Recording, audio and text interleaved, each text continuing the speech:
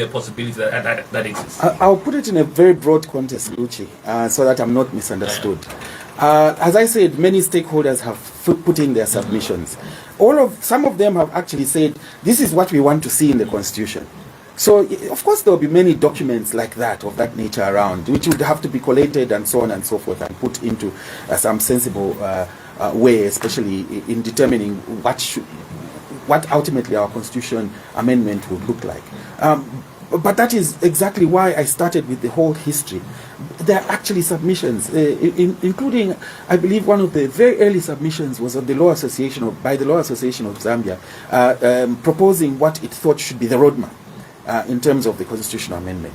So as the Honorable Minister of Justice very clearly and succinctly put it, the processes are underway, and of course the processes will entail a number of procedural and substantive matters being considered and undertaken. Now, also to answer your question, we have had for quite a number of years some very obvious provisions which the people of Zambia themselves, through the Mungomba Commission, through the various interactions that we have had in relation to the Constitution, and also in terms of our parliamentarians that have said we want certain things which we do not believe are contentious. These are what I refer to as low-hanging fruit. And this is perhaps where the discussion on delimitation comes from, because it has been a cry for a very long time. And it was also mentioned by the President in his address to Parliament and subsequently. It's so obvious to everybody that this is an imperative that the people of Zambia themselves have spoken about numerously, not now, but from literally the very early processes of constitutional reform. I was reading, sorry to cut you, but I was reading a document. I was reading a statement that was issued in Parliament by the then Minister of Justice, Given Lugina. I'm just going to throw him out there now. But he touched on this when Bill 10 failed, and he said that, look, delimitation is something that we've been pushing to get. We can't go through this now because obviously the Bill 10 has failed and it's a bit costly. But the reason I mention that is to ask the question, why not amend certain specific clauses? Why do an entire constitutional? Why say let's do the whole document? Why not just pick, like, okay, let's amend two areas of the Constitution alone, without and again we haven't seen the clauses. I just want to say that I haven't seen any clauses, so I'm not sure. Yes. But I'm assuming that it might end up looking like a very big with a number of clauses. If delimitation is something that the speculation, president I know, but look, he said it himself. You said it yourself. I'll speak to it. Delimitation is something that the president has said repeatedly. He's spoken about the fact that this is a way of getting youths and women involved in politics. So why not just look at the specific clause in the Constitution that touches on delimitation, and then we deal with that, and then we move on? Okay, so just to perhaps correct that an impression which I've picked up from you and which seems to be pervading amongst the general public, it is not a holistic review that is intended or proposed. Okay. I think that has been made absolutely clear. Not really. Well, I'm repeating, yes, what we have said over and over, that we're looking now at non-contentious issues, mainly to clean out what could be a challenge going forward for us. And I did allude, of course, I haven't seen any draft either, but I'm aware that there are certain matters that we've all been talking about. Well, a good number of people who are interested in these matters have been talking about for some time, including the matter of delimitation. Now, I just want to be absolutely clear on delimitation, that it is not just a wish. It is actually a constitutional requirement, an imperative. And maybe the difference between Bill 10 and us now, I hate to compare and speak to that bill, but anyway, you mentioned it, is that it's the timing, where we are now. Now, I'll read the constitutional provisions that are relevant to this particular subject, just to clear the air absolutely once and for all. The Constitution provides for a specific number of constituencies from the 2016 amendment. So Article 58 of the Constitution provides, first of all, that Zambia shall be divided into constituencies and wards for purposes of elections to the National Assembly and councils respectively, and that the number of constituencies will be equal to the number of elected members of parliament. So we scoot forward a little bit. I think that's Article 60, if I'm not mistaken, forgive me. Or is it Article 68? So the Constitution then itself provides for the specific number of constituencies. Okay, so I'll read the provision shortly. Let me just get to it. But most importantly, what does that entail? It entails that you cannot have more than the number of constituencies that are set out in the Constitution unless you undertake an amendment exercise. This is what has necessitated this, partly. Of course, it's not the only reason. Now, most importantly is the 68 sub-article 2A provides that there will be 165 members of parliament directly elected on the basis of simple majority. When you read those two provisions, it's cast in stone. Now, this is where the law has put us in a bit of a bind as a people. Article 58 and 59 provide for the exercise of delimitation of constituencies and wards.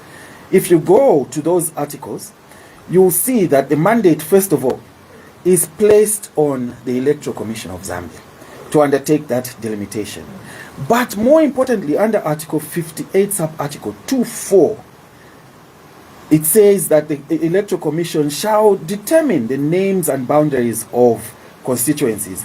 The same article further goes to provide that this must be done within a 10-year period. Okay? This is where the difference lies. We are now at the end of that 10-year period. Whether ECZ likes it or not, it must undertake that exercise as mandated by the Constitution. How else are we going to do it if we do not undertake an amendment to remove the 156, maybe put another number, 170, or as the case may be? There is no other way it can be done. If we fail to do it now, it means we'll be going into an election with a constitutional anomaly. That's a fact.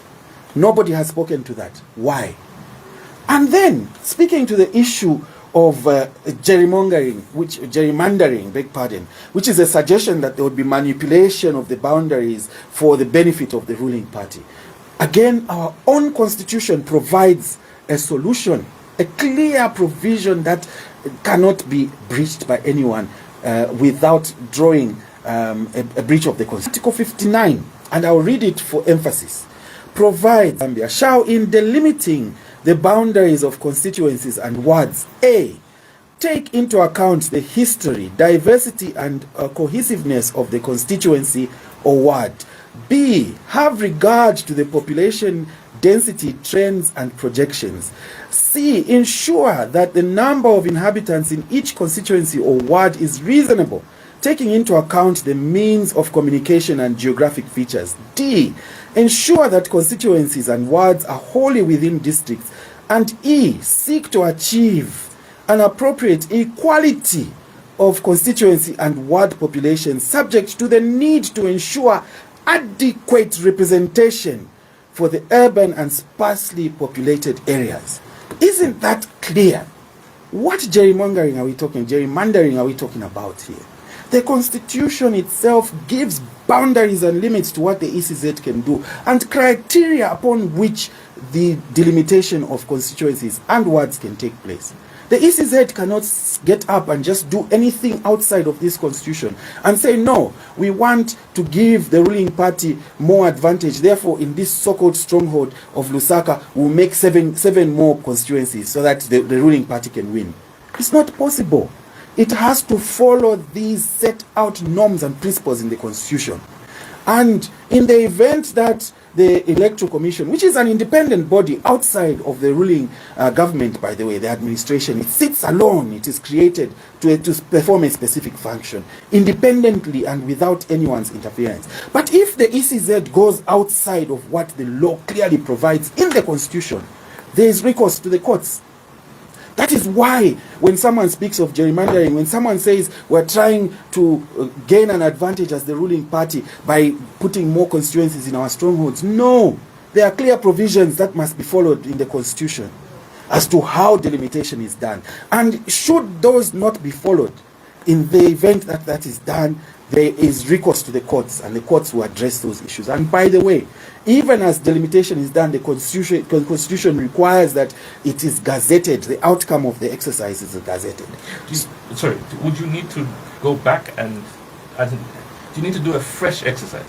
And maybe that's the easiest way to phrase this question. Do you need a fresh exercise of delimitation by the Electoral Commission? Is that what the Constitution says? Or if there is a prior exercise that's been done, then there is no need to redo the exercise? I think the ECZ is given the mandate to do a fresh one. But there is nothing that stops the ECZ from going back and referring to previous data. There is nothing absolutely. In fact, it would only make logical sense that they would go back, check previous data, and see the extent to which these imperatives that are set out in the Constitution need to be addressed. And by the way, let us be absolutely clear. The constitutional amendment, on one hand, is separate and distinct from the exercise of delimitation. So when, for example, if it is decided by Parliament, not the executive, by Parliament, that yes, there will be this amendment to allow for delimitation, the job of Parliament and the executive ends there. That's it. So if it's a number that is to be put in there, it says 170 constituencies going forward, the job has ended there, the Constitution is amended. Wamana, Kwasila, Kwata. What happens next? The ECZ kicks in and must do its work independently and in accordance with these clear provisions of the Constitution. So where is the space for anyone to gerrymander? There is none. There is none whatsoever. So the people of Zambia should not be hoodwinked into believing that there is some secret activity that is, it's all enshrined in the law. There is no room for those secret activities and so on and so forth. Let's look at another Luchi possible amendment, which people have called for. And I'm speculating here, but I'm using logic. Another possible low-hanging fruit, which we discussed all these last couple of years, by the way, is the import of Article 52 of the Constitution.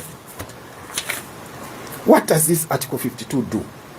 The Constitutional Court actually pronounced itself on the provisions of Article 52, which have been a thorn in our side from the time this Constitution was put in place. In the case of Gear's initiative versus the Attorney General, ECZ and ECZ, 2022 CCZ 0020. You can go and look this up. It's a judgment that was passed on 16th June 2023, which states that, in fact, the effect of Article 52 is that when a person resigns from their political party, post-nomination, but before the election, there must be a cancellation, fresh nominations. What has this done? We've seen that it caused a lot of difficulty for us in Kabushi, in various elections, in the Lusaka Central election back in 2021, where I was a victim of that fresh nomination issue. We had to go through a lot of expenses, a lot of unnecessary bureaucracy as a result of this provision.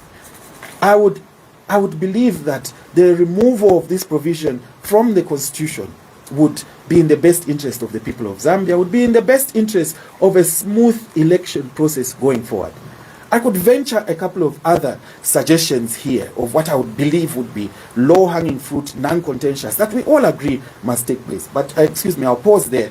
Perhaps if you'd want me to further clarify another aspect. Actually, what I wanted to just read you a text message from someone.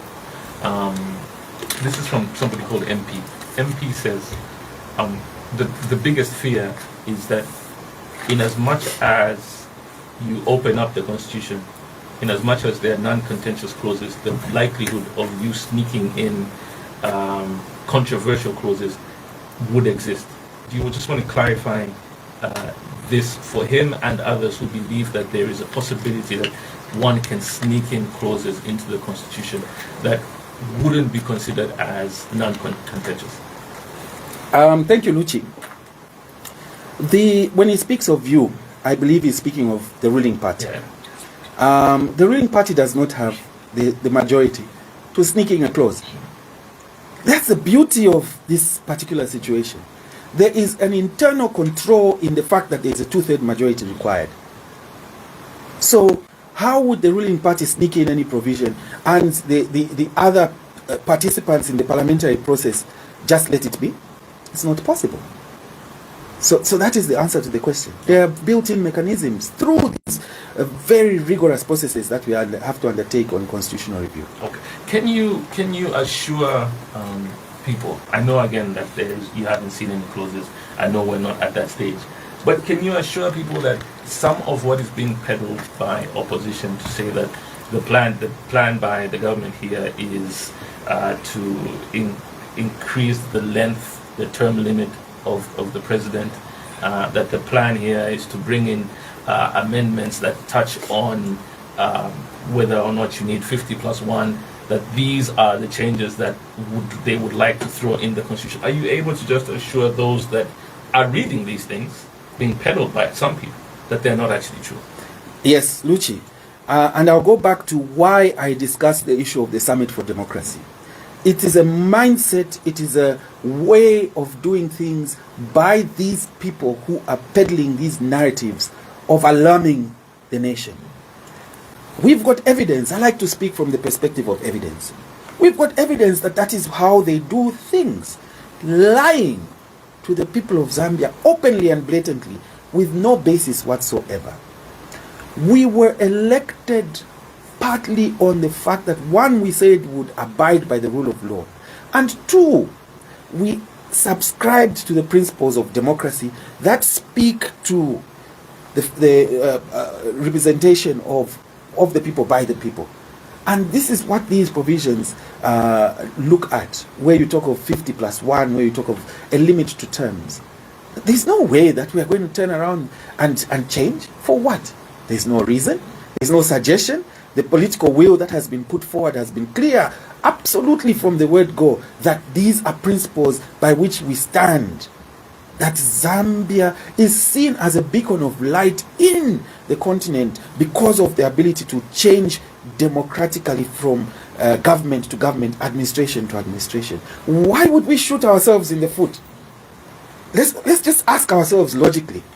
We've put all this hard work, President Hichilema has put all this hard work into bringing Zambia up in terms of its international standing and credibility, and then to shoot yourself in the foot and say, oh, I want now 7 years.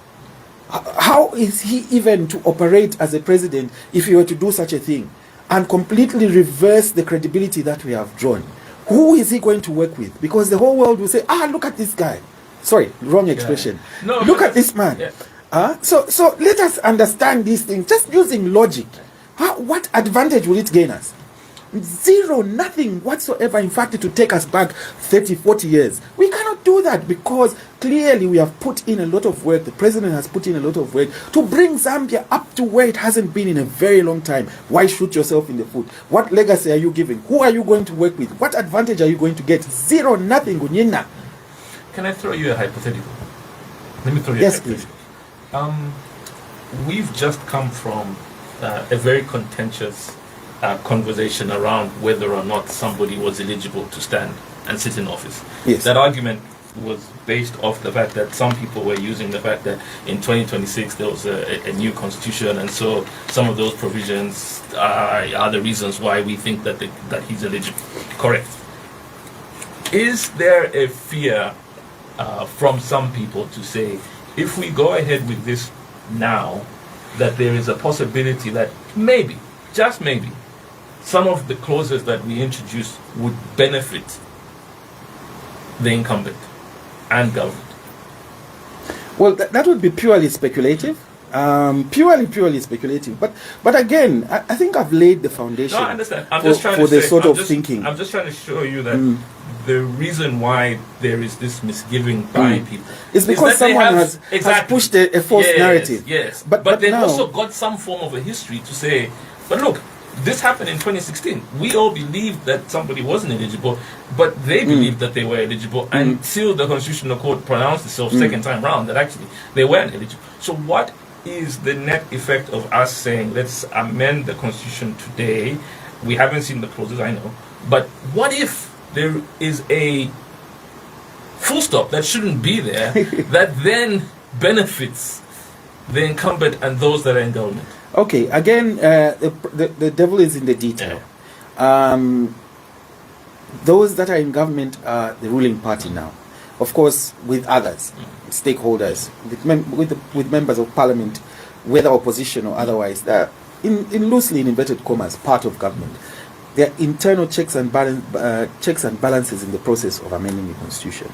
But more importantly, I think this is where it comes to Article 79 and what I referred to, that the constitution has got a built-in mechanism to protect in terms of its amendment. So during the mandatory 30-day period, at a minimum, whichever way you want to look at it, there will be an opportunity for the people of Zambia and key stakeholders, all of us, to interrogate what is being proposed. At that stage, clearly, it will be whether to proceed or not in terms of putting forward the bill, one, and secondly, the process of enacting it, which requires, again, a rigorous process. So, yes, of course, there will always be misgivings. And that is not to suggest that the people should look at us as angels that are not able to make a mistake or to maybe misunderstand the situation. This is why engagement like this is necessary, so that we are able to put on the table where we are coming from, that we have good intentions, that all this speculation about changing the democratic credentials of the country literally is something to worry about.